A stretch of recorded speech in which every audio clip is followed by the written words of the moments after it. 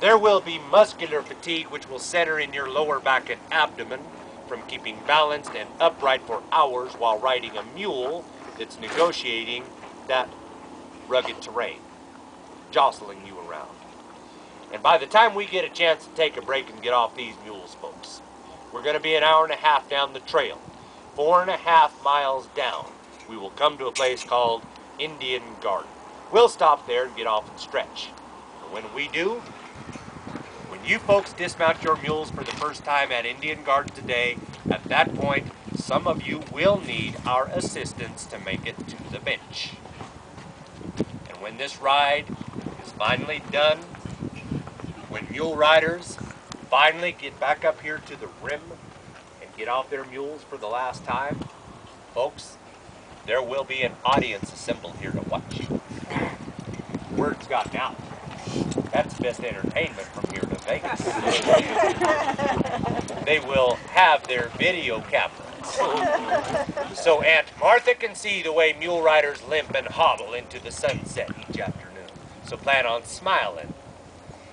Folks, the reason why I bring this point up first is because I've been involved with this operation for many years. I've guided hundreds of mule trips into the canyon and led thousands of folks like you in and out of there. And I've seen way too many people bite off more than they can chew in there. Now folks, you don't want to do that. Fact is, a situation like that is complicated. It is not something I'm able to help out with for the most part, because once you get below that rim, there's not much I can do. I can't send a shuttle bus down there and get you.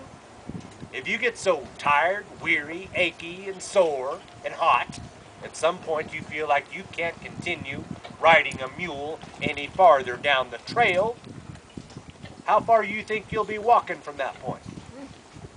And folks, we need to understand now that to send a helicopter into that canyon to rescue someone is a tricky and risky maneuver.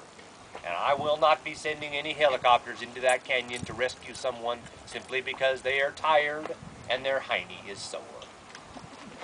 So when we get done talking this morning, and I have described in detail what you need to expect and what we will expect, if you decide my description of this sounds more rigorous than you thought, mule riding doesn't sound like as much fun as you'd imagine when you signed up for this, and you're having second thoughts, but you've already laid your money down. Now folks, I'll give your money back to you. If you have second thoughts about this, just let me know and I'll see to it your money's refunded in full for this ride. Now that said, don't misunderstand. I am not trying to scare everybody off this ride. The fact is I'm very proud of this and I've been involved with it for many years. And I really wish that there were more people who had the opportunity to experience the Grand Canyon from muleback. Folks, I just want you to go on this ride for the right reasons. If you did not sign up for the right reasons, I will ask you to please consider my refund offer.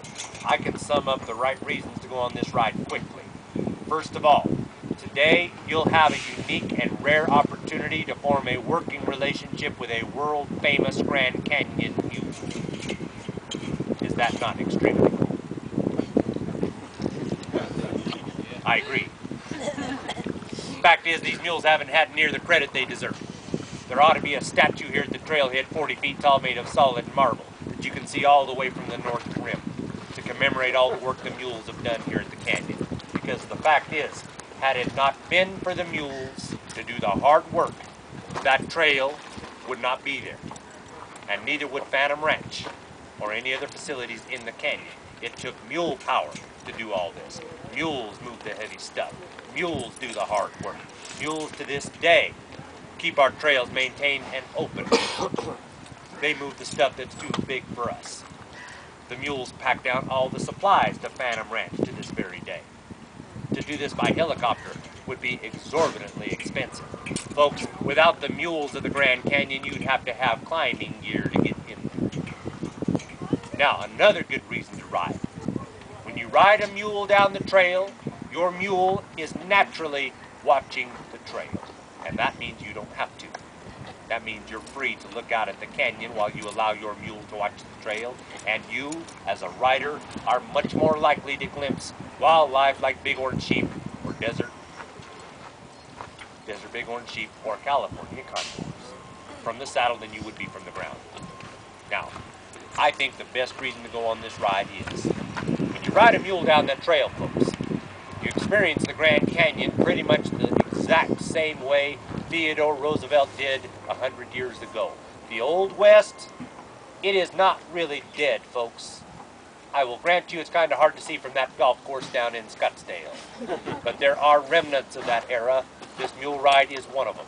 You get off the highway, you can find remnants of the frontier.